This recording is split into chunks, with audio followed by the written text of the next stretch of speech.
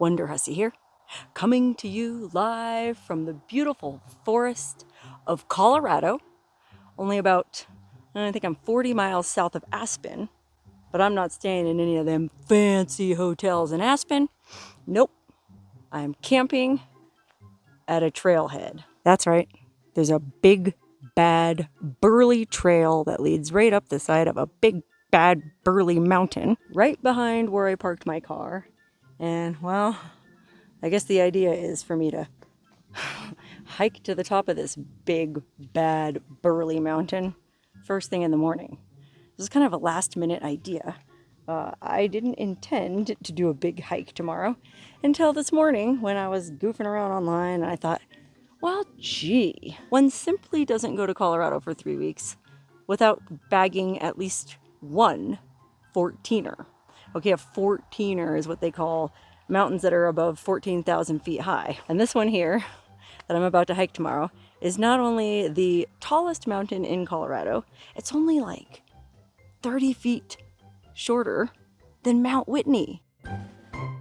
The trail up, this trail up is 5.7 miles to the top with something like 5,000 feet of elevation gain. It's supposed to be a real ass kicker. But guess what? My ass needs kicking. Anyway, knowing me, I had to make things difficult and not take the traditional route to the top. I guess the common trail, oh gosh, there's two trails right off of a creek. Oh, I already forgot. I think it's called Half Moon Creek. And it's like the north trail and the south trail or something. Well, I was looking on my map online. Oh, okay. And they're supposed to be pretty easy. I think the main trail is only like 9 miles round trip, and class 1, which I guess these 14ers are ranked in terms of their difficulty, and class 1 is the easiest. But then I thought, oh gosh, tomorrow's a Saturday and it's going to be real crowded. It's going to be real hard to find parking or camping, overnight parking near the trailhead. But then I happened to see this, I just randomly happened to see on the map this lesser used trail. It's called the Southeast Summit Trail, and well, it's a little bit longer. It's 11 miles instead of 9, and I think there's like 300 more feet of elevation gain going this way, but you can camp right at the trailhead. There's a bunch of pretty nice campsites here. I was very surprised when I rolled in. I thought, oh god, camping at a trailhead, I'm just gonna have to put up my privacy thingies and just shut myself in my car and go straight to sleep. But this is nice. Anyway, the thing that sealed the deal for me is when I was reading the Google reviews of this trail, and people said it was tough, and people said it was really tough, and people said it almost broke them. But one guy said when he got all the way to the top and he looked down at the two other routes, the more popular routes, it was just a steady stream of traffic. Well, that doesn't sound like much fun. That sounds like getting stuck in an LA traffic jam, and I did not come all the way to Colorado to get stuck in an LA traffic jam. So I'm going to attempt this lesser used route first thing in the morning. I just rolled in, I made camp. I'm basically just going to eat some food and pass out because I got to get up at dark 30.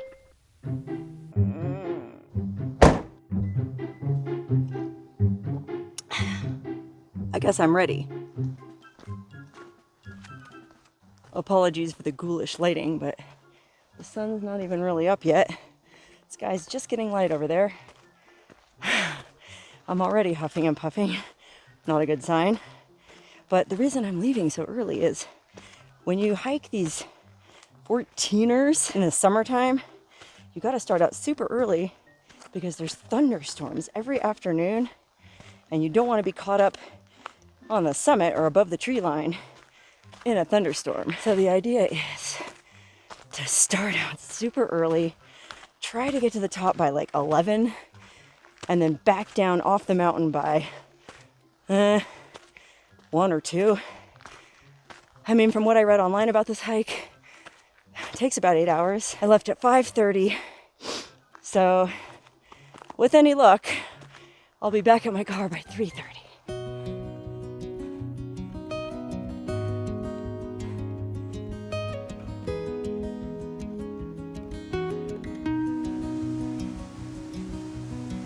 Man, this hike is tough.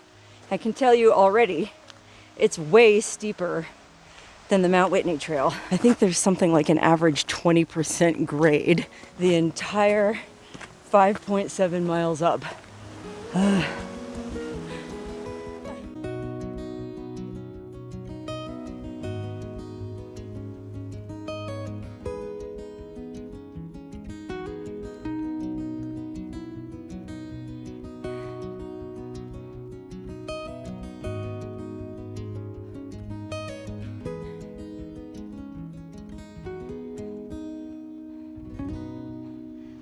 Oh my goodness, this meadow is so beautiful in the dawn.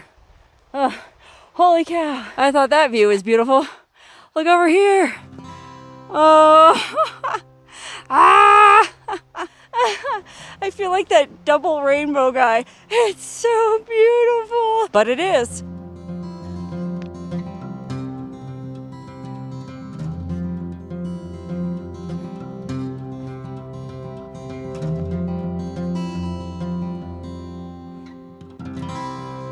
Okay, well, I've been hiking for about an hour, and if I want to make it to the top in 6 hours, well, that means I should have gone a mile and gained 1,000 feet in elevation.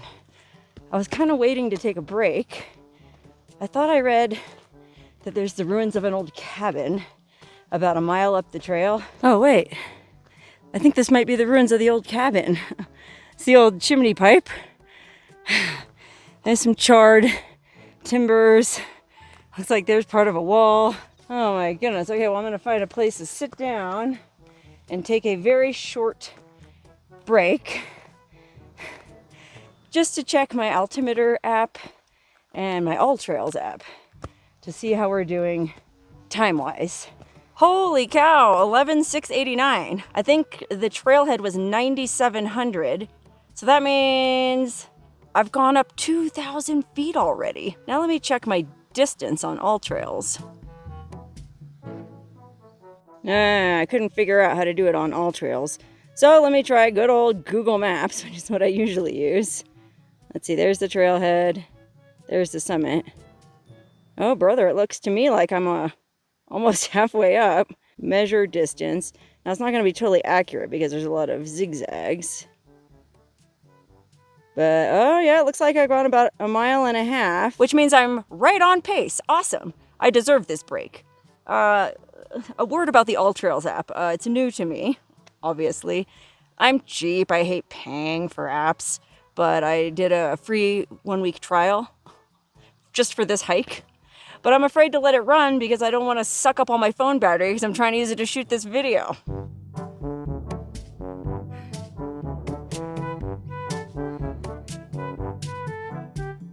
Hey, little feller. I'm up at marmot altitude. Oh my God, there he is. You can barely see him. He's so cute.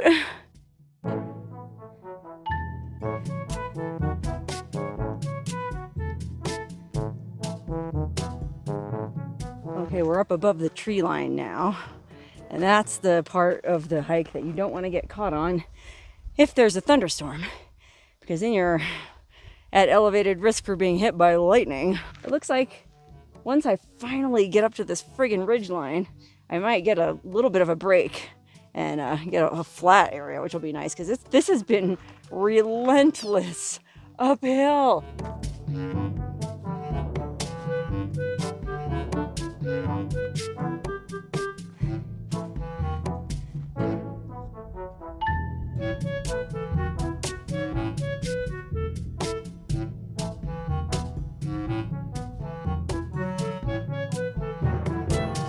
Look at that! Ah! We're at 14,000 feet. How about that? Oh, it's interesting because I think something like 40% of people get altitude sickness. Fortunately, I guess I'm not in that 40%. I don't really feel any different up here at this elevation. Obviously, I'm out of breath. But I mean, I don't really feel super woozy. Hey, I wonder if I could sing at this altitude.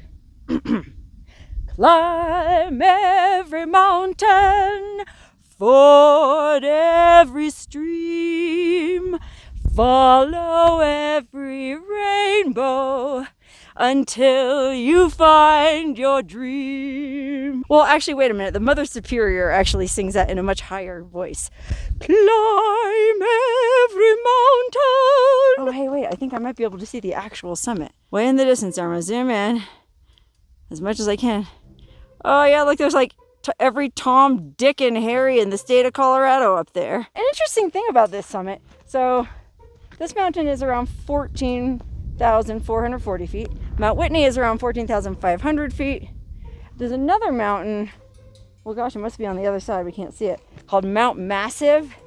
And it's real close in size to Mount Elbert. In fact, I think it's only 11 feet shorter. And so apparently there was like this kind of competition going on. This is so Colorado. There's Mount Massive supporters, and then there's Mount Elbert supporters. And so I guess the Mount Massive guys were like, oh yeah, 11 feet. And so they would go up on top of the mountain and stack rocks. They built a rock tower that was like 12 feet tall. So now their mountain was higher than Mount Elbert. How funny is that? And then I guess the Mount Elbert guys would hike up Mount Massive and take down the rocks so that their mountain was still higher. And oh gosh, I don't know if it still goes on to this day, but it was quite the competition. And I just thought that was pretty interesting because, well, I thought the Sierra Nevada climbing bros were hardcore, but these Colorado climber guys and gals, they take it to another level. Matter of fact, I was reading some information about this hike last night because there was cell signal at the trailhead.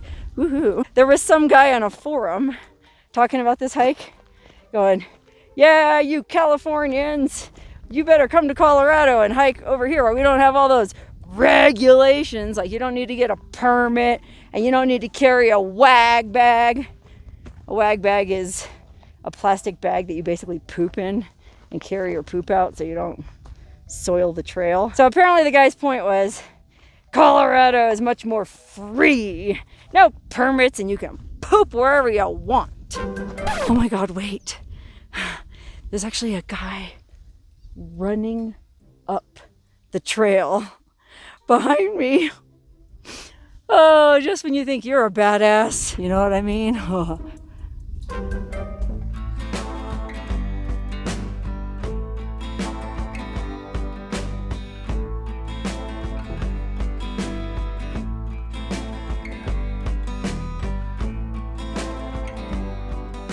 I guess all this scrambling that I'm doing is why the route I took is considered class 2, whereas the easy route is class 1.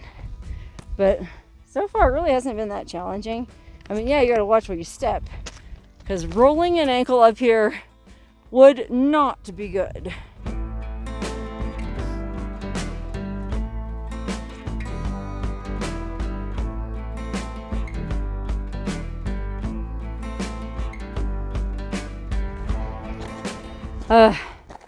We're getting real close. So close, I think I can make out the Patagonia labels on these people's beanies. Okay, I will say those reports of the other routes up being super crowded are slightly exaggerated. I mean, I can see 4 people down there, and that's it. Still, I have encountered a total of 1, 2, 3, 4, 5, 6, I think 6 people coming up here. And I'm at the top now, basically. So 6 people. If I hiked that trail, I probably would have encountered 66. Oh, wow, look, here's a rock shelter. If you had to, I guess, spend the night up here, just to sort of shelter you from the wind. Oh, that would not be pleasant. That doesn't look like a very smooth area to lay down. You know, can you imagine? Oh, let's not get stuck up here overnight, okay? Hey, look, we're coming up to some kind of sign. I saw the sign and it opened up my eyes. I saw the sign. Let's see what it says. It says Black Cloud Trail number 1480. That's the official name of the trail I came up. Black Cloud Trail. Not a very auspicious name.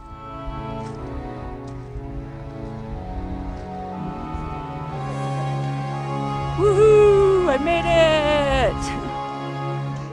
Okay, how about this, man? I got all the way up here, and there's a lemonade stand. Colorado's highest. Yeah, but guess what? They just handed out the last lemonade right before I got here. I'm sorry. Wah, wah. But it's cool because you guys are raising awareness for what? For an organization called Atlas Free. Atlas Free. Who is an organization that helps support human trafficking. So definitely check out atlasfree.org and all the good work that they do. And get an earlier start if you want a glass of lemonade.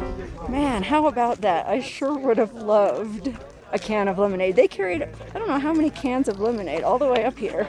It's pretty intense. Anyway, yeah, there's a ton of people up here, but I don't see any kind of trail register or any kind of official summit sign. So I guess I'm just gonna sit down for a minute and take a little bit of a break. Let me check the time.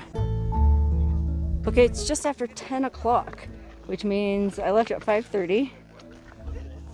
Was that 4.5 hours? Woohoo, good job, me. Look at these views, oh my goodness.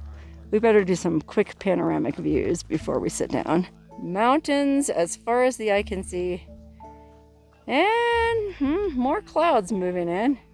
Still doesn't look too bad though. Ugh, man, I never want to get up. The sun feels so good. And I'm so tired. But I have to hike all that way back down. So I better get up, put on my pack, and get going.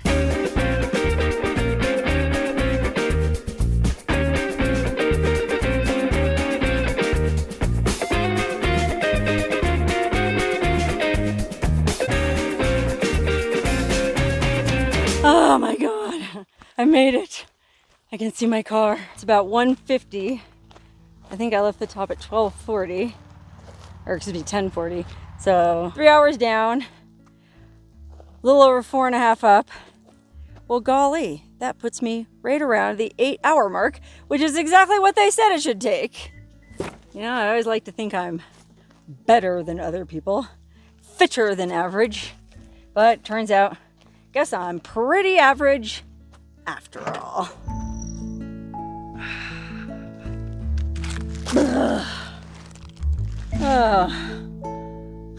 I am exhausted, but that wasn't bad for a last minute hike. Remember, I didn't decide to hike this until yesterday morning, so I had no preparation, no training, just willpower. The nice thing about doing a big monster hike like this is you get to eat whatever you want right afterwards. I mean, I must have just burned thousands of calories, so I could have anything I want. And as much as I'd like to go, I told you I'm only 40 miles from Aspen.